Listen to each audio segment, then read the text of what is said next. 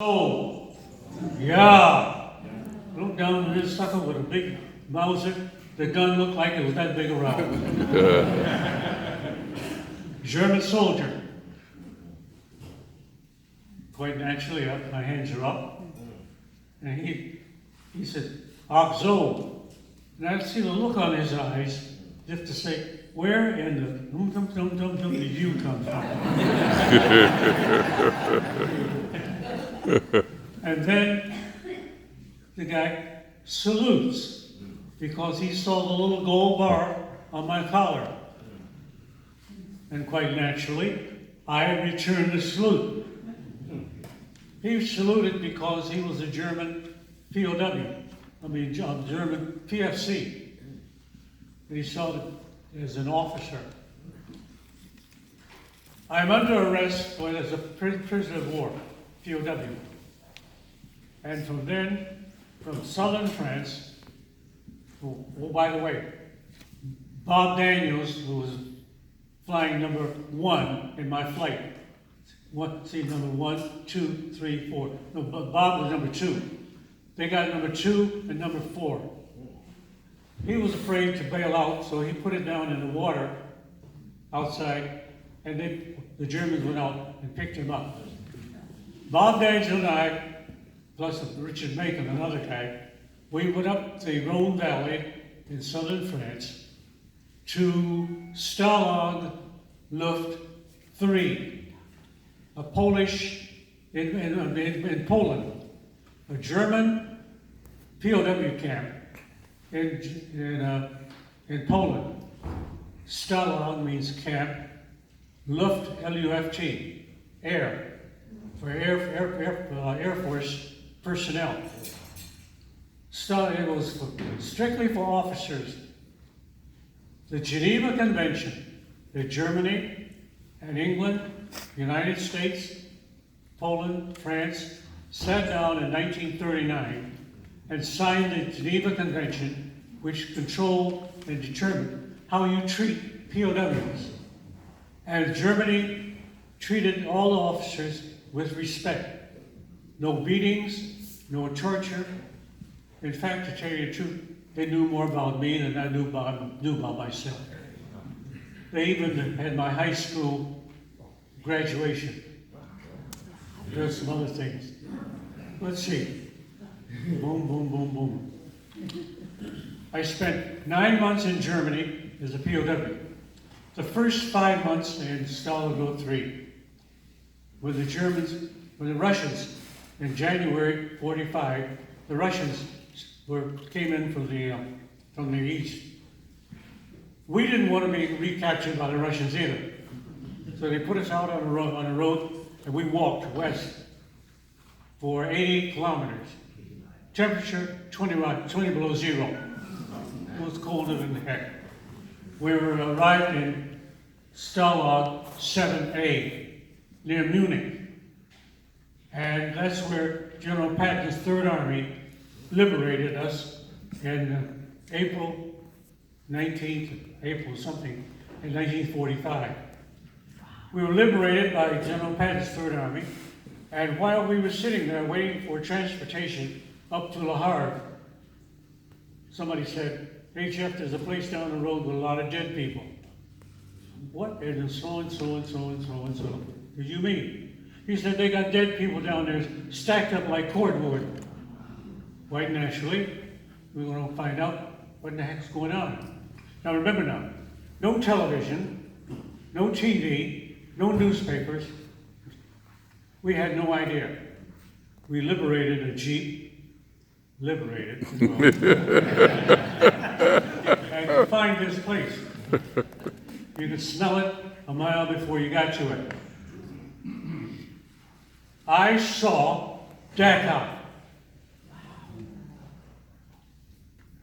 If you've ever seen it, ever thought about it, you've read about it, when you get home, Google Dachau.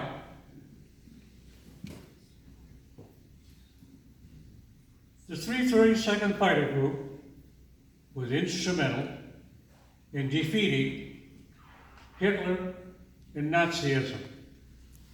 The most vicious Well, I can't. I'm in church and I can't cuss like I do.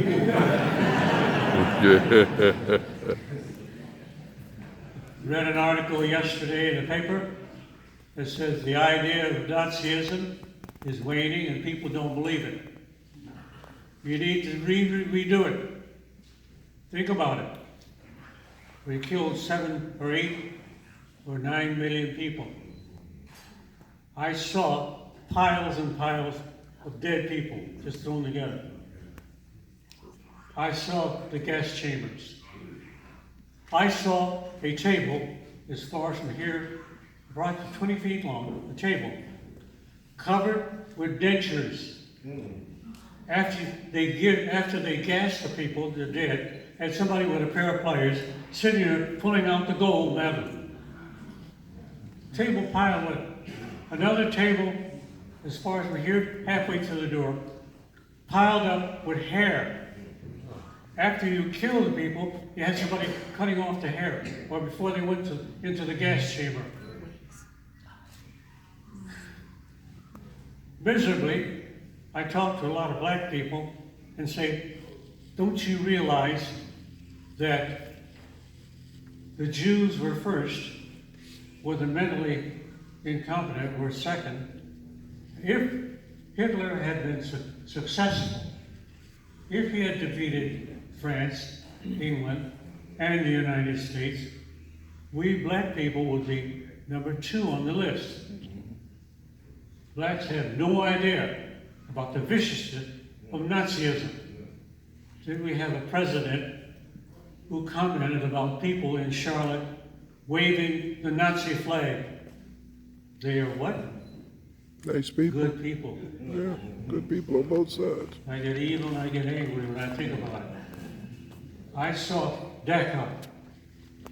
Dachau would be number 2 for black people's, the realization. It's frightening.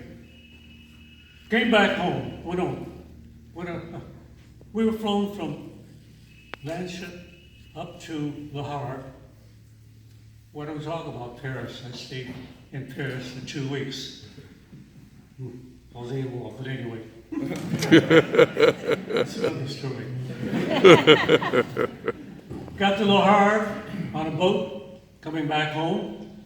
The boat was covered with 2,000 or 3,000 men, white and black.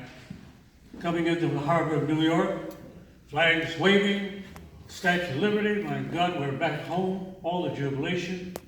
Walking down the gangplank, little white soldiers, whites to the right and niggers to the left. Damn it. Coming back home to racism, segregation, and discrimination. It was hell, 1945. Why we had the civil rights movement? You're darn right. I was part of it. To make this country treat me the way it should. Came back and became a doggone school teacher.